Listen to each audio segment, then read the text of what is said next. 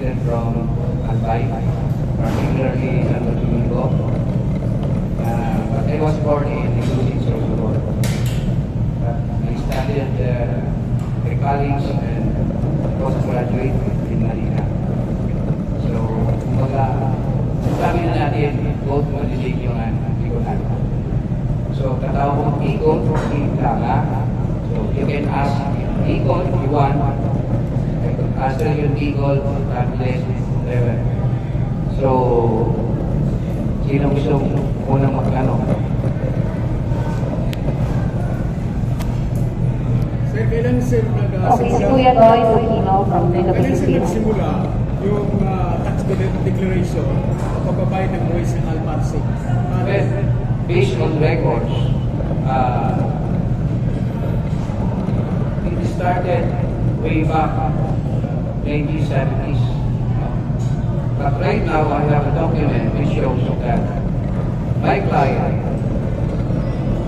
paid the tax from 1991 up to present.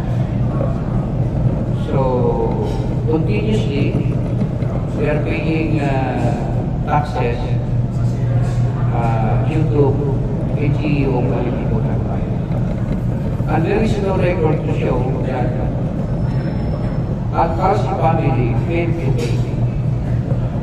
So they are continuously paying their obligation, particularly on the property which belongs to them, which they inherited from the late parents, the late spouses, Jackson Alparse and Angelita Sanchez.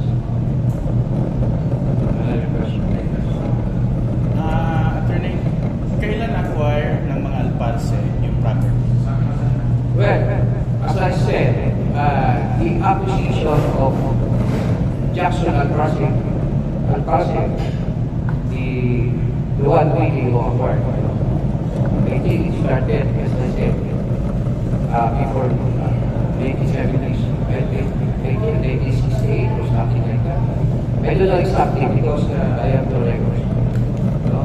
And simula nung ma-acquire po, attorney, tuloy-tuloy yung Yes. bayad ng taxes? Yes. Tuloy-tuloy. Tuloy-tuloy. Acquisition. This originated from 94 hectares then down to 72, 75. The approved survey on my record, the land data computation, which was approved by the Department of Environment and Natural Resources. This is from September 5 to 1986. So Jackson Alparse was able to get hold of that data population in his favor. So this served as the basis why tax declaration was issued in his name.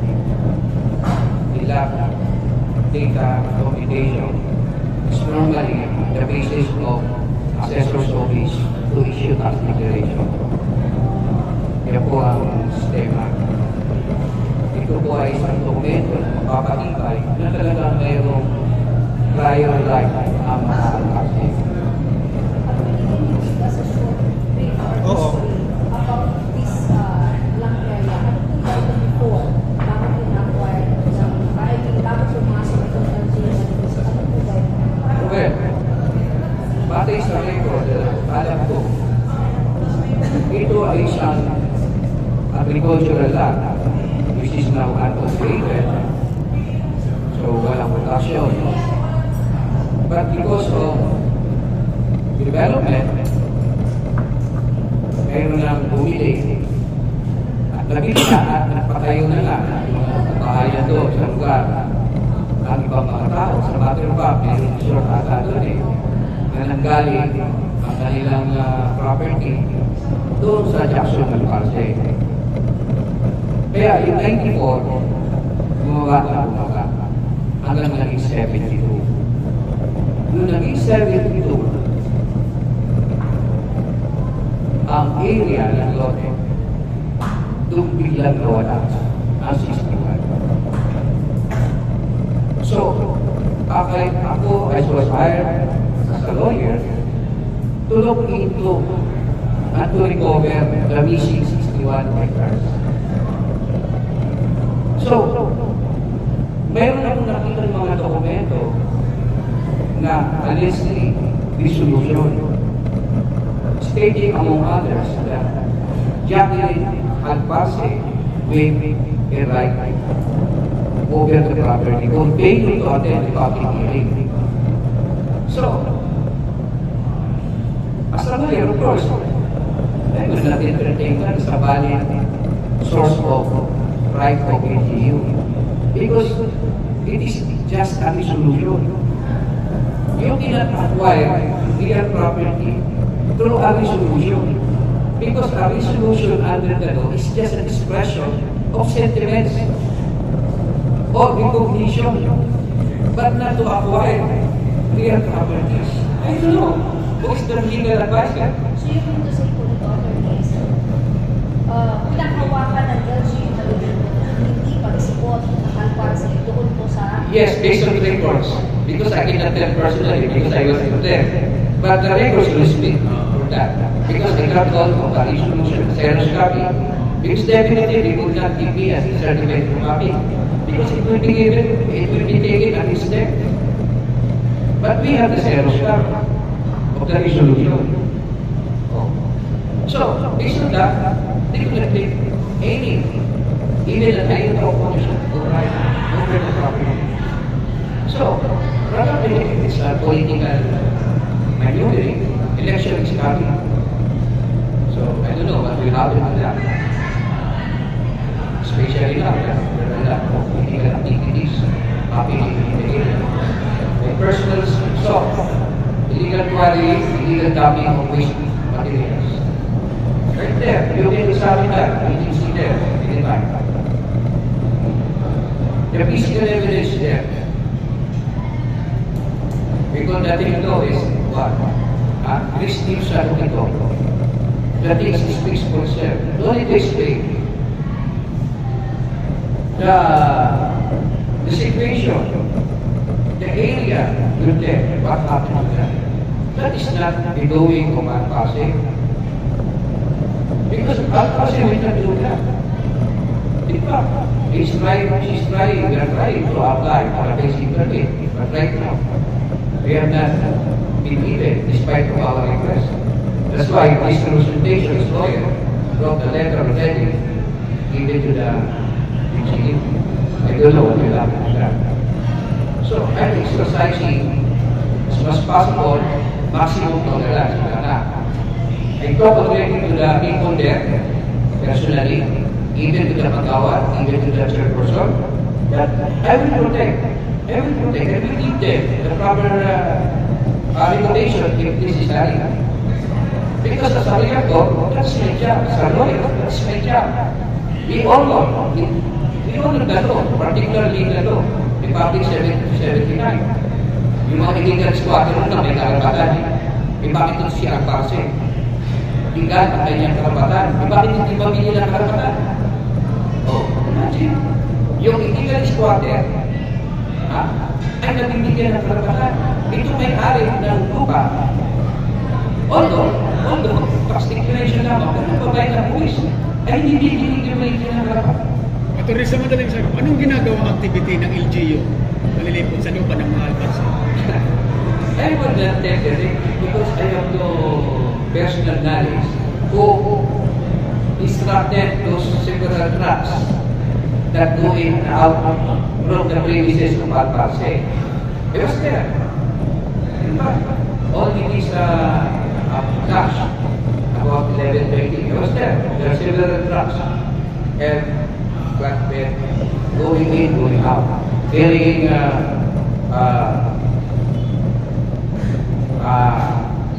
we call that Aggregates. Aggregates. Materials. Quarry materials. I don't know now, gravel or sand. No? But I instructed my cars just to record the trucks that goes in and goes out. So that will be used.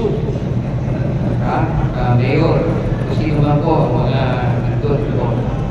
Kasi tabi po, Ako'y nakikiusa personally. Kayo na mismo po ang magpatigil. Alalahanin mo, may batas po tayo. So naniniwala po kayo, attorney, na illegal ito ginagawa ng LGU? Well, dahil wala silang permiso sa may-ari, masasabi ko personally, bilang abogado at bilang pinatawa ng Alpasi family, na illegal. Dapat may pasitabi o may tulog na magmula sa akin. Kasi ang pinigyan ng karapatan eh. Kaya nalala ko, nakalagay ito, private property, no trespassing. Kaya talking, naiingiban. Napakalaki po na nakalagay ito kasi. Eh sana naman, bigyan nila ng pagkana yun. No? Eh, ako naman, as an officer of the court, I would not let my hands be used for illegal activities. That is my solid duty. Hindi lang po sa inyo ngayon, kung sino na yung mga involvement ko, sana naman pag-usap tayo. Hindi po kayo papatawa. Kayo po ang magpatawag sa akin. Ako po ay nakikiusap. Ha? Ito ay hindi abogado sa abogado, bilang tao. No? Ang lahat naman tao may karapatan. Hindi nadala ko karapatan doon na doon. Katunayan na po, siguro naman, sabi na ating chairperson doon. Medyo nakalimutan ko na po. Ang pangalan niya? Ako rin ka. Ito sa po personally, nakikagawan na nakiusap sila sa akin. Sabi ko pagbibigyan, yung mga tao, napunin, yung mga nakukay na nila, sabi nga nila kukunin ng namin aming materialis, ang gamit. So, nag-isip ako, anong tools o anong materials? Yung palang material tools, graba at buhangin. Pwede, kung pahintulutan ko yun, patulog, eh baka hindi lang mo breaker ang nangyayari. Baka yung lupa ay gumuho. Maging sanib ng kalamidad o ng sakuna. Doon sa barangay Pinutaya. Pinapakalapis sa dagat. Isang bahala mo, ay kalwin. Ano mangyayari doon? Yung bundok, dinatapas na nila. Kaya sana naman, yung mga nakakarinig kayo, lalo-lalo na yung mga otoridad na mayroong pinalaman sa ating environmental protection. Because ang domain of environmental protection, I would say that is already an abuse of authority. Remember, our Constitution states that we have to maintain balanced ecology and healthful environment. What is happening now in Barangay Pinitayan is against that 1987 constitutional provision regarding the safeguard of our ecology and the maintenance of healthful environment. Imagine, under the local government code, we have to protect our environment. Ang problema sino ba tingnan natin? Tayo ba? O ano ba? Sana naman po, mag-isip po tayo. Salamat. May knowledge po ba kayo kung bilang quarry operator o bilang sites na nandun sa lupa? Well, personally, nakita ko nga, ang umaming sa akin ay wala iba kung yung Lea Enterprise na pag-aari ni Brutas. Alberto Brutas. Okay. Nakusap ko siyang personal. Ang sabi niya sa amin, nung kami nag-meeting, dalawang beses, katanuli, na mag-uusap sila ng aking kinatawan, si Merla, na sila ay pupunta sa akin, bro, para mag-usap at ayusin ang problema. Subalit, hindi na sila bumalik sa amin. Niho-niha, wala sila sinabi. Nalaman lang namin, 24 hours sila gumagawa ng quality. Ang tanong, ito may masasabi natin legal o illegal. Kayo na po ang husga. Nagsulat na po kayo sa public permission pero until now po wala akong response. No, it's the reverse. I wrote a letter addressed to the three personalities. One is Governor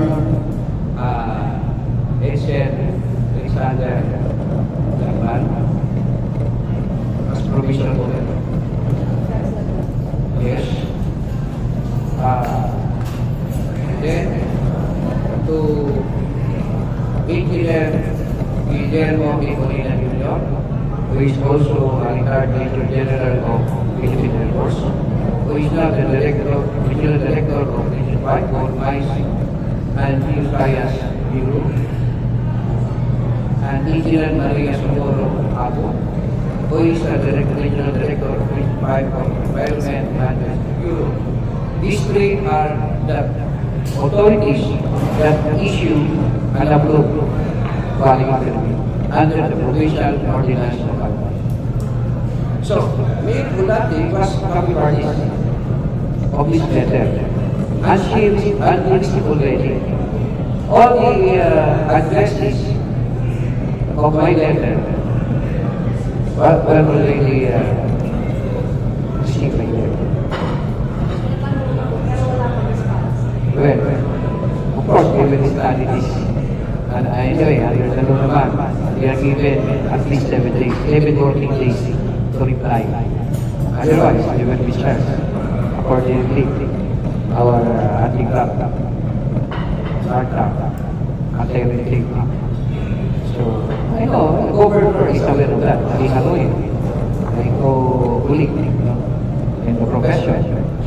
Alam ko naman, hindi niya isasabi ang kanyang kaalaman. Dahil ang aming sinubakong ulit, dahil tayo po ay isang nagtatrabaho na hindi kaugnay sa ating maging abogado, ay mananatili pa rin ang prinsipyo at yung trabaho at sinubakong ulit ng isang abogado. Nandun po yun sa aming sinasabing code of professional responsibility. Maliwanag po yun. Pero ano din po, aside po sa hinihintay niyo po sa sulit 7 days, meron pa po unang letter kay Mayor Simon coming from Alparse 1 year ago. Well, mayroon po nasulat si Lina Alparse noong June 13, 2023 na tinanggap ng opisina ni Mayor Bulate na hanggang ngayon ay wala pa rin doon. Sa aking palagay, talaga naman, hindi masasagot. Anong sulat ni Atty.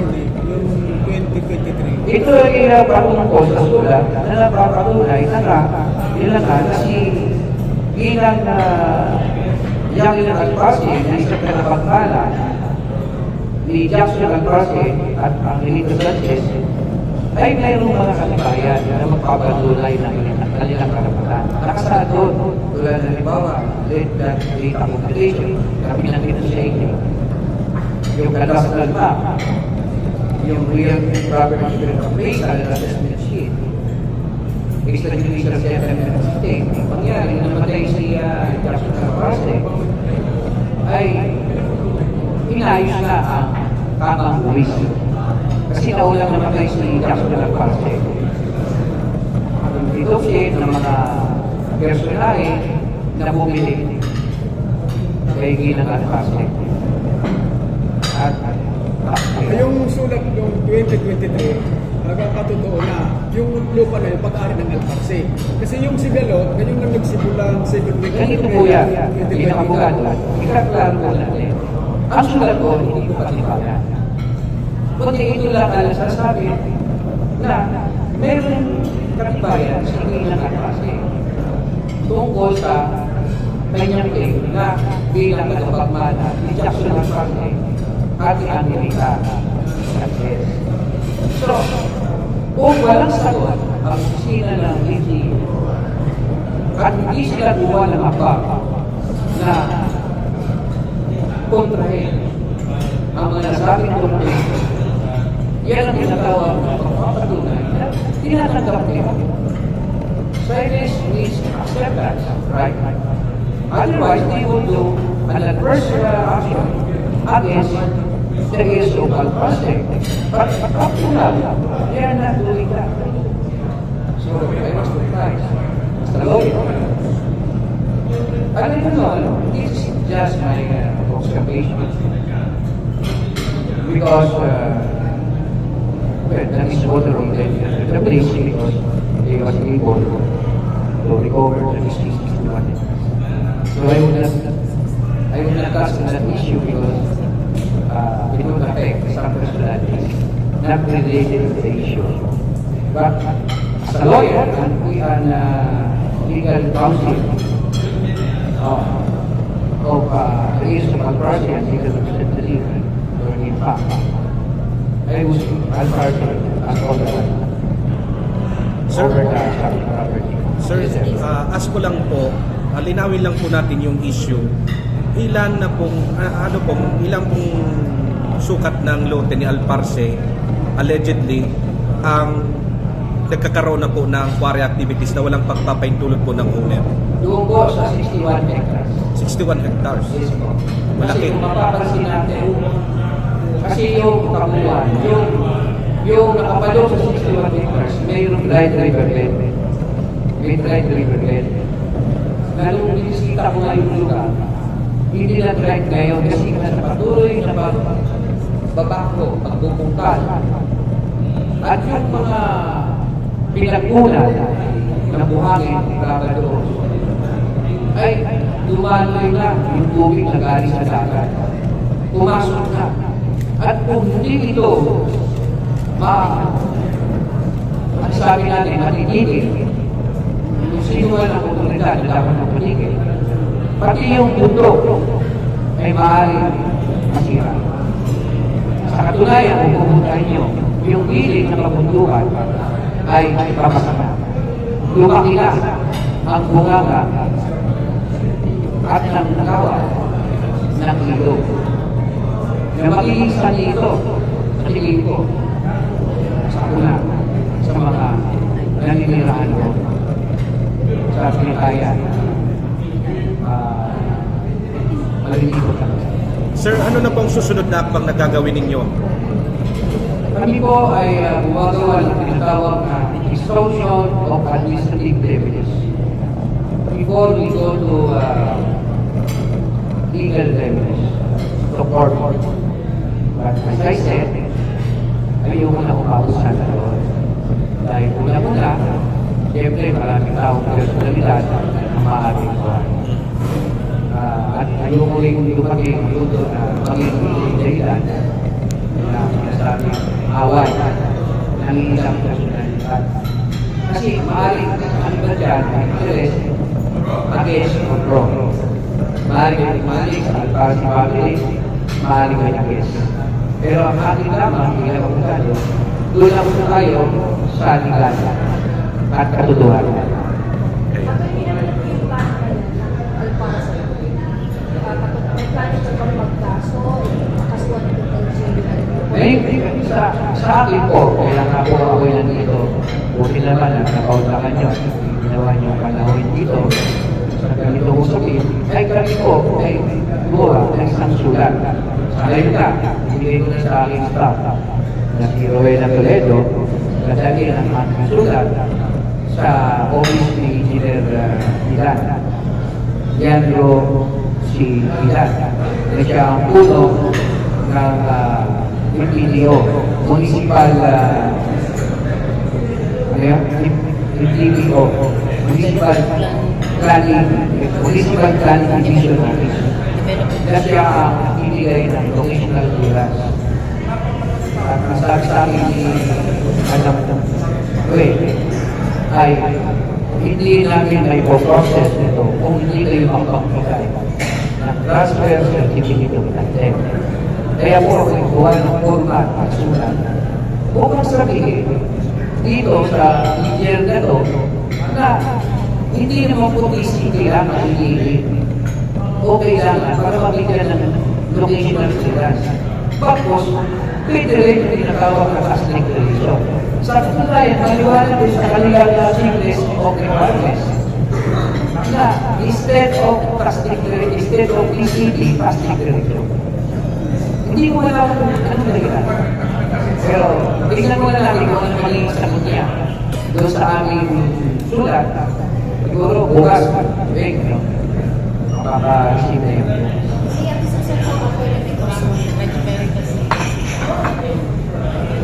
pero correspondent din ako ng CM.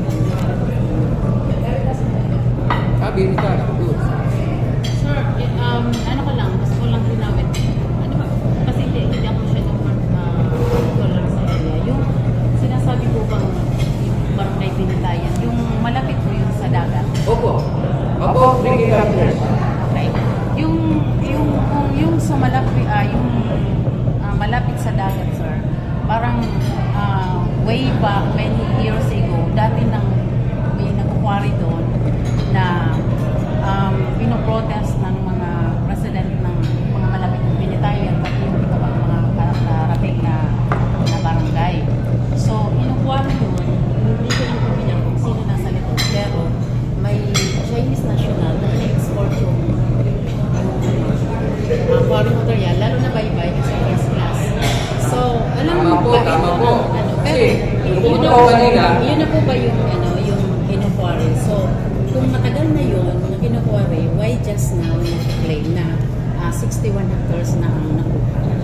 No, hindi 61 po ang hectares ang nakuha, kundi ang na-retain. Na-retain. Oo. Ilan na po ang nakuha? O, ilalim niyo po, 94. 94. May 61. Tapos 4 na lang. Yung the rest, yun na yung... So, ibig sabihin yung So, ba't 33. dumating sa ganun kalawak, Yung bago 34, bago na Yung gumawa 34 ng hindi ka na kaya hindi lang sa iba-ibang kaparaalan. ni Bakit? ng Alparse Ng Alparse. na nabigay na yung iba. Hindi Oo, naman talaga pare. yung, May iba, may iba naman na hindi na. hindi naman po totally yung ano na yun kasi gusto ko lang malinaw para malinaw sa paggawa namin ng news. Kaya nga po. Hindi naman lahat yun kinuha ng LGU o maliliit. Hindi naman po. Hindi natin So, masasabi anong na particular lang LGU. doon yung claim natin from LGU? Ang LGU, Mga ilang- kinuha. Ang sabi doon, claiming. Okay. Ayaw ko naman sabihin na kinuha. So, ilang hektarya ang kiniklaim ng LGU na pag-aaral nila? Meron yung dokumento na nagsasabi, si Alparse at yung LGU at Malilipot Albay ay nagkaroon ng joint survey out of 94 hectares. Pero magtataka ka, yung joint survey na yun ay hindi na pwede mangyari. Kasi nawala na nga yung 33. Paano magkakaroon ng joint survey? Sa katunayan, si Jackson Alparse ay patay na. Paano po nangyari? Ayun, Nagkaroon sila wala ng- ba? Paano po nangyari na nagkaroon ng joint survey ng LGU at kayo ng Alparse? Ay hindi po namin kagawan. Maaaring may kagawan yung ibang tao.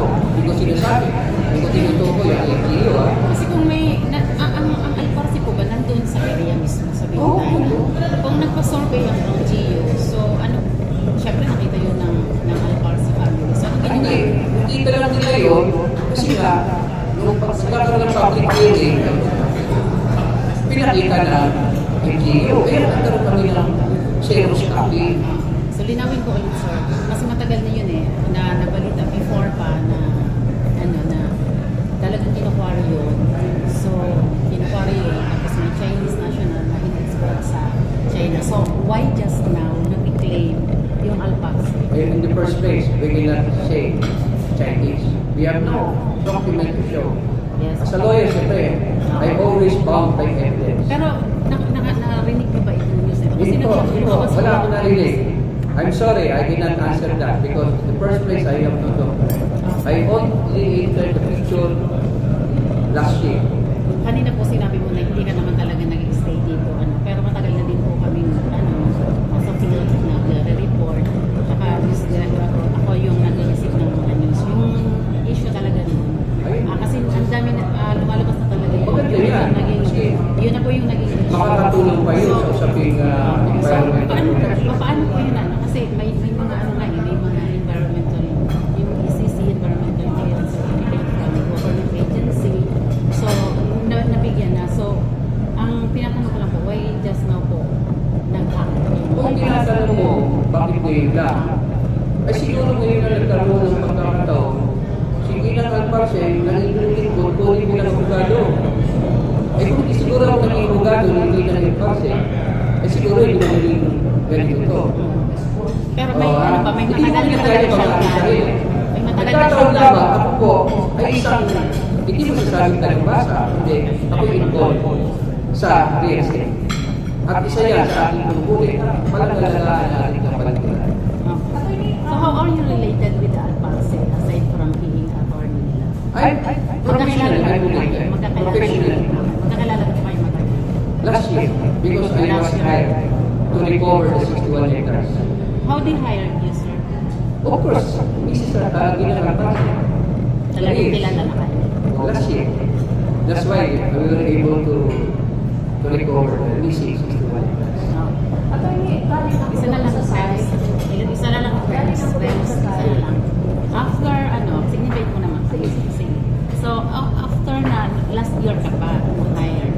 So, kung last year ka pa na-hired, so, nung last year ba, may move nang ginawa or ngayon lang? Hindi, my first objective is to recover. How could they assert rights or ownership over the subject property if we have no legal document? Saan niyo po i-recover? For the record, para masabi. Saan niyo i-recover? From LGU or doon sa mga nabigyan na? Okay? Saan niyo i-recover yung sinasabi mo sa LGU? Sa LGU?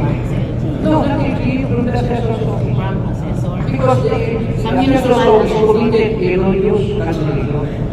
That's how I turn it to avoid any malicious interpretation. Erroneously cancel. Pwede mas brief. Paano kung i-release sa cancel? Ano po ano na? Kasi nga po, nung nagkaroon ng mga transfer, kasi yung 71, yung 72, nabigyan ng tatlong tax day na umabot lamang ng 10 hectares.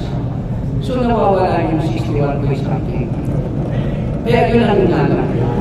At na-recover. Dahil nga nagkaman. Nakapangalan pa din sa... Kaya nga po, ito po ang ibaya. Ito po. Ito, memorandum. Ito, based on tax declaration 2017-09-006. Ole, Alphonse Jackson and Sanchez Comunita. This declaration, tax declaration, Ole, Sanchez Comunita. Memorandum. Ibig sabihin ng memorandum ko, ito yung mga nangyari. Reissuance per letter request, previous tax declaration ng income compensation. Affidavit of two disinterested person, document number 2396, blah, blah, blah. Attorney Glenn, Aymari, Notary Public. Taxes paid until 2020. Bayad naman. Yeah. So, yun yung kung ano, Then, ang pinag-usapan ito po, natin na recover. erroneous look cancel. Yan po, erroneous look cancel after delivery an area of 207,755 square meters and sold an area of 4,032 square meters in favor of Perfecto Romano as annotated under TCT number 93557. So ito, madaling salita, nagkaroon na po ng TCT yung ibang parte. Tentatively declared as ownership possessor of property subject to perfection of a proper consent. Kaya masasabi ko, hindi po ito cartel. Ito po ay proof of possession na maaaring magamit for proper titling. Pero sa ngayon, paano kami magkakaroon ng proper titling kung hindi kami mabigyan ng tama permit tulad ng leasing permit to protect the property rights of the past. Sa LGU po kayo. Yes. Kaya nga po sa akin. Anong reason ba't hindi kayo binigyan ng fencing? Hindi po kami magbabayan, mag-a-apply po na. Mag-a-apply po na. Ganun na po ang proseso sa... Hindi, I mean, nag-apply na kayo, so hindi po kayo binibigyan or Sa ngayon po, mag-apply pa? sa ngayon po, hindi ko lang sinasabi hindi pa binibigyan. Kundi, marami pa silang mga sinasabi na kailangan ng TCT. Admittedly, wala ng TCT. Bakit mo hahanapin ng isang wala? Ito na nga po, sir, ma'am. Ito na po ang aming katibayan na kami ay may property right. So nakuha yun dun sa municipal assessor's office? No. Ito yung nakuha na namin. Okay. Kaya wala na po ang Andun municipal. saan yun niya nakuha? Sa municipal or provincial assessors? Provincial. Sa provincial Ganito po kasi assessors. ba? Para paliwanagan rin. Ang tasting po ay pinipili po ng provincial assessor. Sila po nagsasagawa. Ang munisipyo po lang ang taga-distrito. Pero the approval derived from the provincial assessor. Okay na, Susan. Kasi press conference na everybody knows. So, may limited time lang. Pag kanina wala yung iba. Pero siya, iwan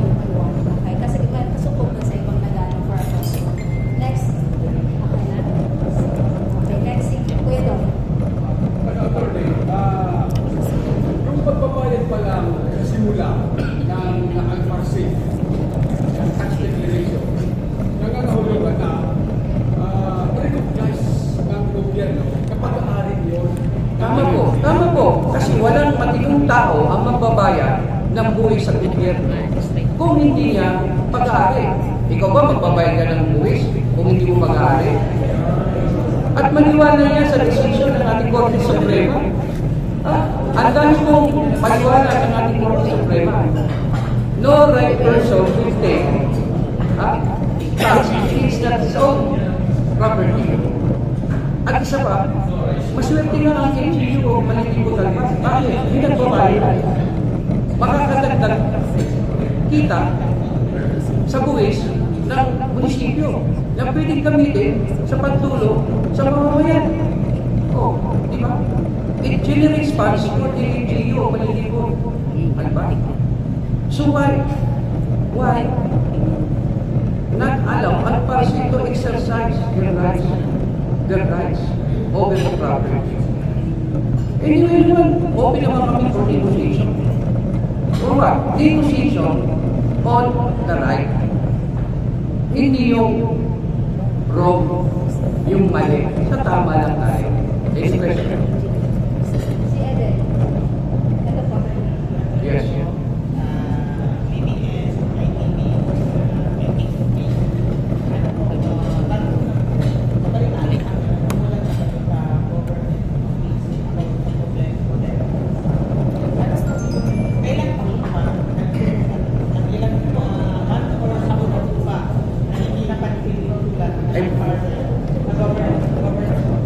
Ay batay sa aking record na hawak, siya ay sumulat na noong June 13, 2023. Naka-address kay kagalang-galang Mayor Sinong Duterte. Subalit, magpahanggang ngayon ay walang sagot ng opisyal. At hindi ko po malamang kung anong dahilan. So, bigyan natin sa kanila, the doubt belongs to them.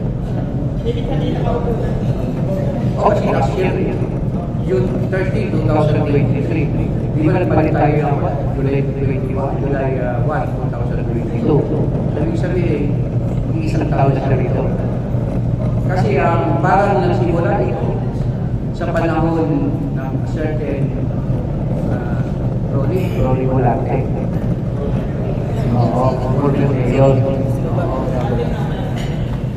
Pero, nung sumulat si Adrian Alparse, ay naka-address na kay ng upong mayor, Sinong Duterte. Although, ang pinanggalingan nito, sabi ko nga sa inyo kanina, kung inyo pong nasubaybayan, na ang pinangahawakan ng NGO Malitibo Talbay ay isang dalawang resolusyon na sinasabi na si Ilan Alparse ay pinaliwala ang karapatan niya doon sa lupa na sinasabi. Noong nagpatawag sila ng public hearing. Dahil doon, consider na ng NGO sa Malitibo Talbay, ito yung pag-aari ng NGO o Malitibo Talbay. Balikan ko yung sinabi ko, apat na kadahilanan para maging property ng NGO ang nasabing lupa. Una, binenta sa kanya. Pangalawa, o kaya binunik. Pangatlo, in-invite ng buwis. O kaya in-exchange. O, sa apat na yun, nagbenta pa si Alparse sa NGO. Ang sagot, wala. Nagduling pa si Alparse sa NGO na mananimutan. Ang sagot, hindi. Nagportit ba ang NGO dahil hindi sa pagbabayan ng Alparse family sa buwis? Hindi. Sa katunayan, bayad sila hanggang kasalukuyan. Para ba, nag-expropriate ba sila? Para gamitin sa pangangailangan ng mamamayan ng Pilipinas, Malitibo Talbay, partikular. Wala. So lahat ng apat na tanong ay wala silang sagot. At ang sagot, hindi, wala. So, kayo po ang tanong ito. Ano ang dahilan ng NGO para mag-claim siya kanilang lupa? Sila lang po ang makakasama. Sir, ilan yung mga Kayo po sumagot. Kuwari. O, pag sinabing kuwari, legal o illegal?